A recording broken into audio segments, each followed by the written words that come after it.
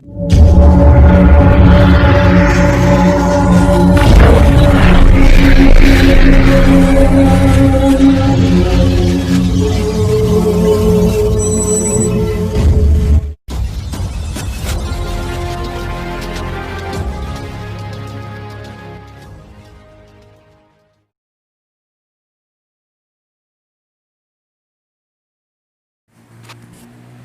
aja lah ya.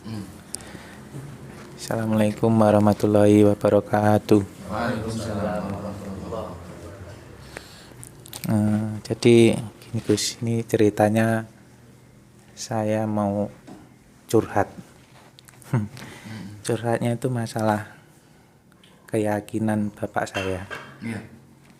Jadi bapak saya itu menurut pengakuan beliau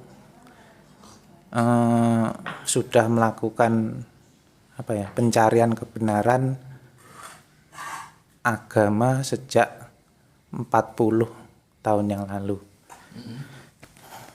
Maksudnya mencari kebenaran itu beliau bingung antara memilih Islam atau Kristen. Yang seharusnya dua agama ini dari sumber yang sama, itu harusnya kan ajarannya sama. Tapi ketika sampai saat ini itu kok cenderung ada perbedaan yang berlawanan. Yang satunya menganggap Nabi Isa itu hanya sebagai nabi, yang satunya menganggap Isa itu sebagai Tuhan. Nah, terus sejauh ini bapak saya itu untuk urusan Kristennya, Kristen tuh istilahnya tidak banyak bertanya kepada saya, karena ya pengetahuan saya masalah Kristen tentu sangat minim. Nah, akhirnya bapak saya itu yang banyak ditanyakan itu masalah Islam. Nah, untuk masalah Islam yang diragukan atau menjadi pertanyaan besar bagi bapak saya itu ada banyak hal. Kalau bisa dikerucutkan itu ada dua. Yang pertama masalah ajaran, yang kedua masalah pembawa ajaran. Nah, kalau yang masalah ajaran yang menurut bapak saya itu kurang cocok, itu contohnya masalah perang. Bagaimana mungkin agama Islam yang katanya rahmatan lil alamin kok justru menghalalkan perang? Bukankah itu bertentangan? Terus masalah poligami itu juga bapak saya kurang sependapat. Terus kalau masalah yang itu tadi kan masalah ajaran, sekarang yang masalah pembawa ajaran, tentu saja kalau untuk Islam pembawa ajarannya kan Nabi Muhammad. Nah, bapak saya juga istilahnya kurang srek lah, kalau orang Jawa bilang kurang srek dengan Nabi Muhammad. Kurang sreknya itu salah satu beberapa contohnya gini. Bagaimana mungkin seorang nabi yang seharusnya menjadi panutan bagi umatnya itu justru melakukan hal-hal yang menurut HAM saat ini itu berlawanan. Contohnya masalah pernikahan, menikahi anak usia dini, terus menikahi mantan anak istri dari anak angkat. Itu terus apalagi ya, pokoknya itulah banyak. Ya mungkin beberapa contoh itu. Untuk selanjutnya mohon ditanggapi sebagai pembuka lah istilahnya, nanti untuk masalah yang lain kita sambung berikutnya. Oke. Oke, terima kasih. Assalamualaikum warahmatullahi wabarakatuh. Ini mas-mas dari Tulungagung ke Batu berangkat jam berapa tadi? Jam 10. Jam 10 ya. Ini teman semua ini? Iya. Iya, ya alhamdulillah. Sudah berkunjung ke Batu ya. Jadi daripada kemana-kemana enak ngobrol. Jadi kita ini ngobrol aja, jangan terlalu serius. Tolong masuk kopiku. Kopinya. Jangan terlalu serius ya. Bismillahirrahmanirrahim. Aku akan coba kasih jawaban satu-satu ya. Nanti kalau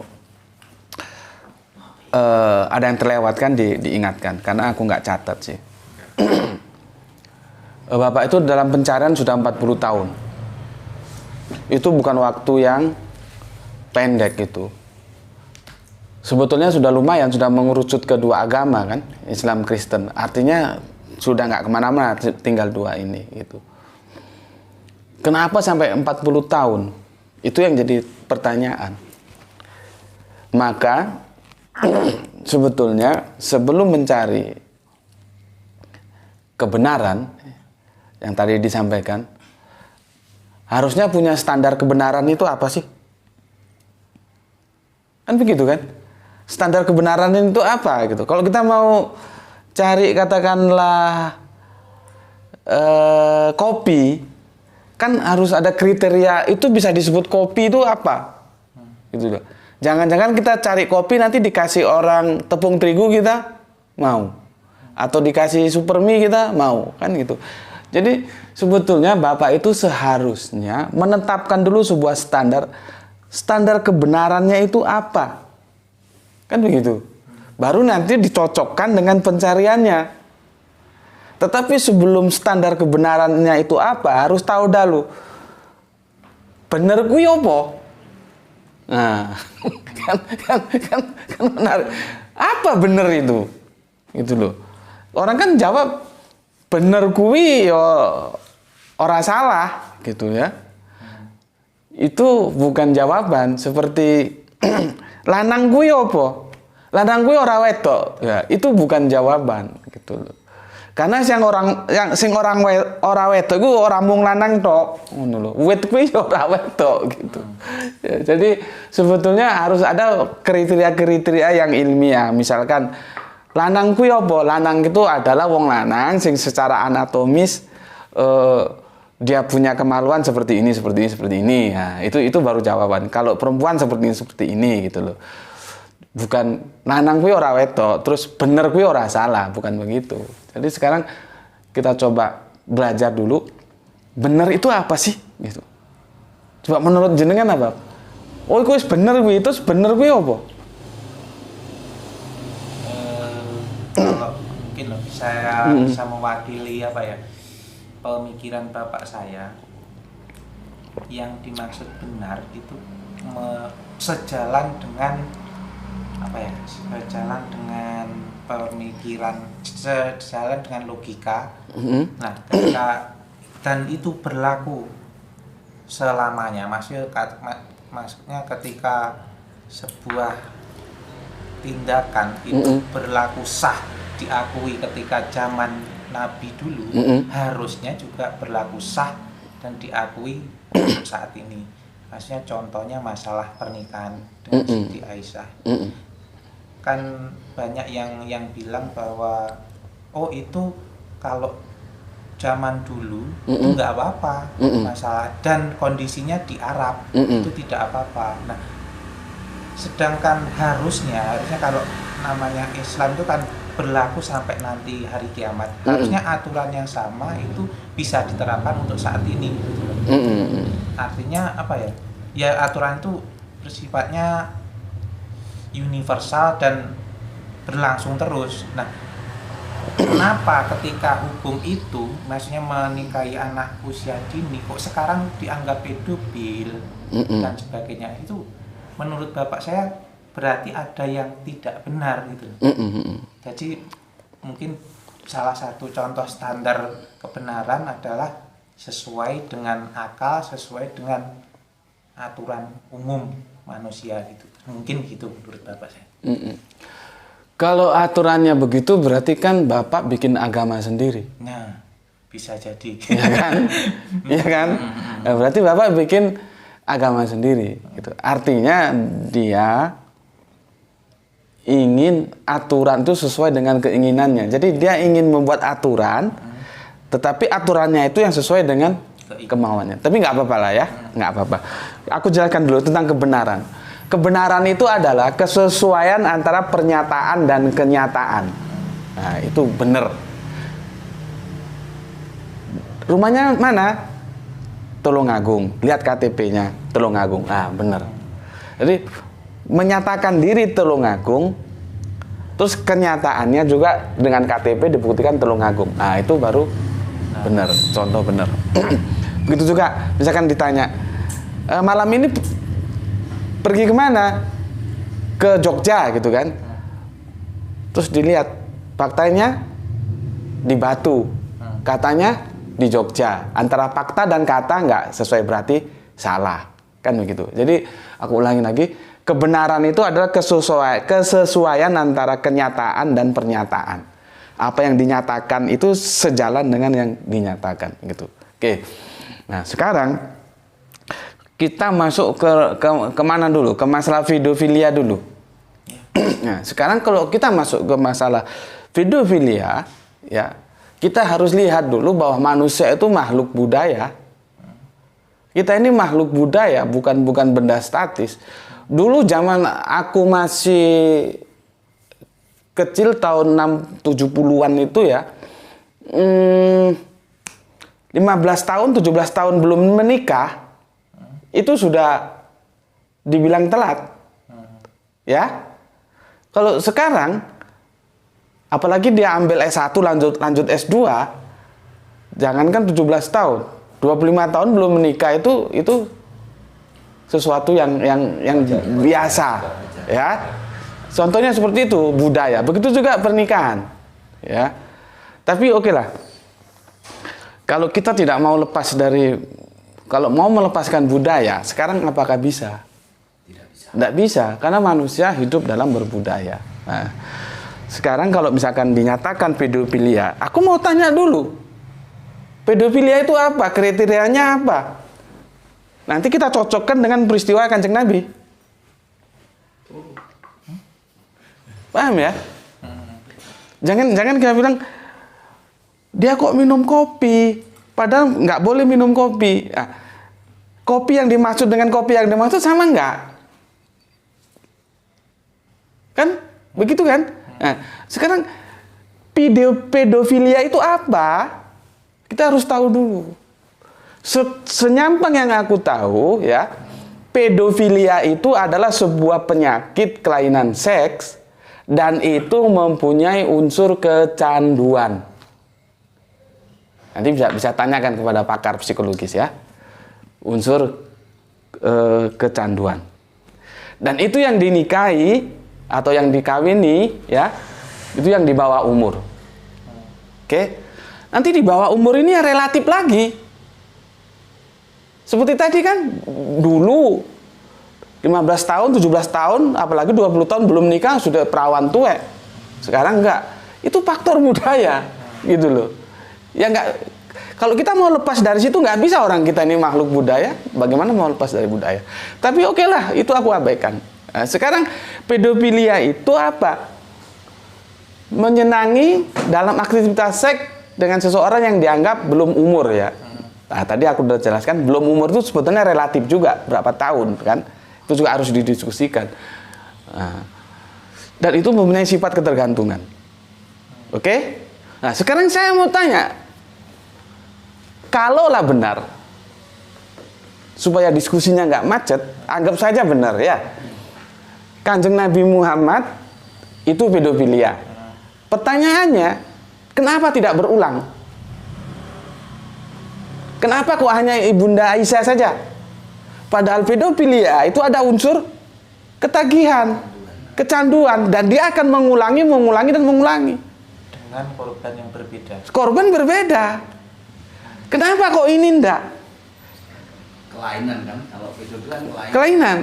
Kalau ini pedofilia, seharusnya Kanjeng Nabi Muhammad ada 1, 2, 3, 3 terus. Dia Nabi kok. Nyatanya kan tidak. Oke? Jadi aku jelaskan dulu ya. Jangan dianggap orang menikah itu terus melakukan hubungan badan. Tidak begitu. Kalau kita lihat di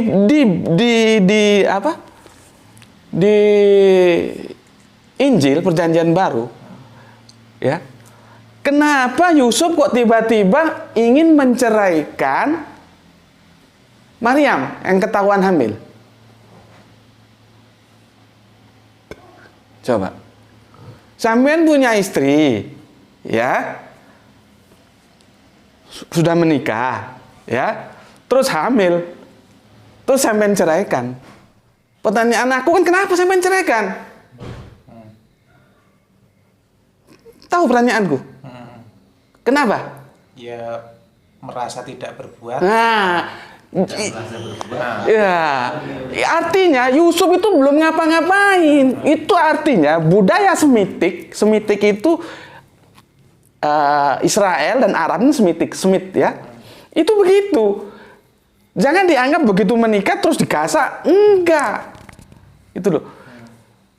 Makanya Yusuf keberatan tapi kan dengan malaikat tidak boleh bahwa anak yang kamu kandung itu adalah anak dari Roh Kudus. Logika kan bertanya, lo kan wis dinikah, mestine wis digarap tak?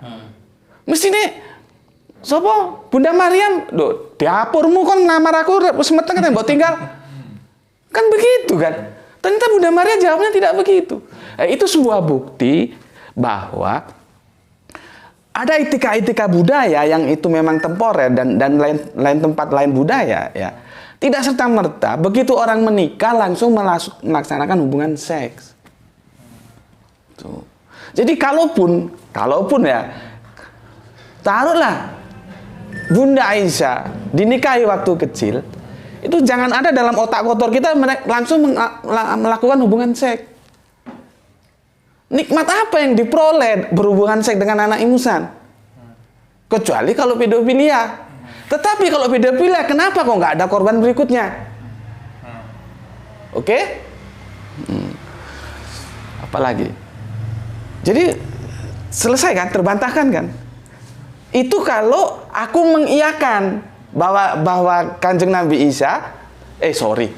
Kanjeng Nabi Muhammad menikahi Ibunda Aisyah dalam usia dini. Kalau aku mengiyakan, aku belum tentu mengiyakan, karena debatable ini usia. Berapa sebetulnya Ibunda Aisyah itu dinikahi? Karena ada penelitian baru ternyata tidak seperti sejarah yang kita terima. Nanti dibandingkan dengan mbaknya,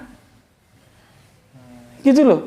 Cuman kan aku oke lah, itu kita anggap aja pedofilia gitu. Aku membuktikan bahwa tidak benar pedofilia. Oke?